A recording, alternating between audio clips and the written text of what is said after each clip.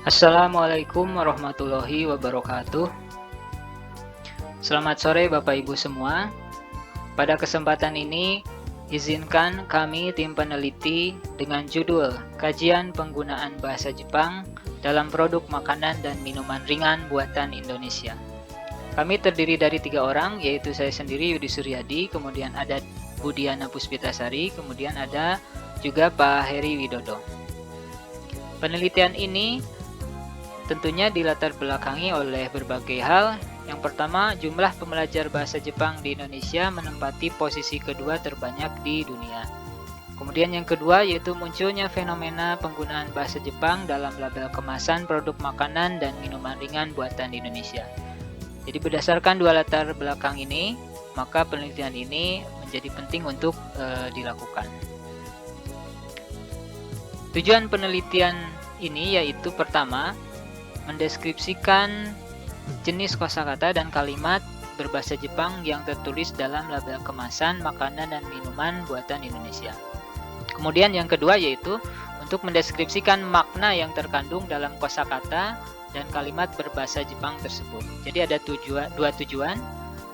Kemudian berikutnya yaitu metode penelitian. Yang pertama, tahap pengumpulan data menggunakan metode observasi. Kemudian tahap analisis data menggunakan metode analisis deskriptif kualitatif. Kemudian yang ketiga, sumber data berupa label kemasan makanan dan minuman ringan buatan Indonesia yang menggunakan bahasa Jepang. Artinya yang di dalamnya atau di dalam label kemasannya itu tertulis bahasa Jepang. Kemudian yang keempat yaitu objek kajiannya berupa kosakata dan kalimat berbahasa Jepang yang tertulis dalam label tersebut. Nah, ini adalah contoh data label makanan yang di dalamnya ada tulisan bahasa Jepang.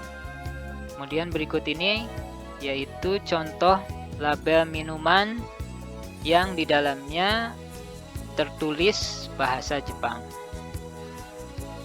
Nah, berdasarkan data-data tadi, kemudian kami klasifikasi, kemudian kami analisis. Yang pertama di sini ada contohnya nama produknya Mayashi oleh PT Manohara Asri Sidoarjo. Tulisan bahasa Jepang yang ada di dalam label tersebut yaitu Nihon Fupi Natsu, yaitu berarti kacang ala Jepang.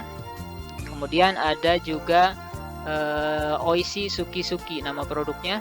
Kemudian tulisan bahasa Jepangnya Oishi Suki Suki. Oishi artinya enak, Suki artinya suka. Kemudian ada juga kacang oven dari PT 2 Kelinci Pati.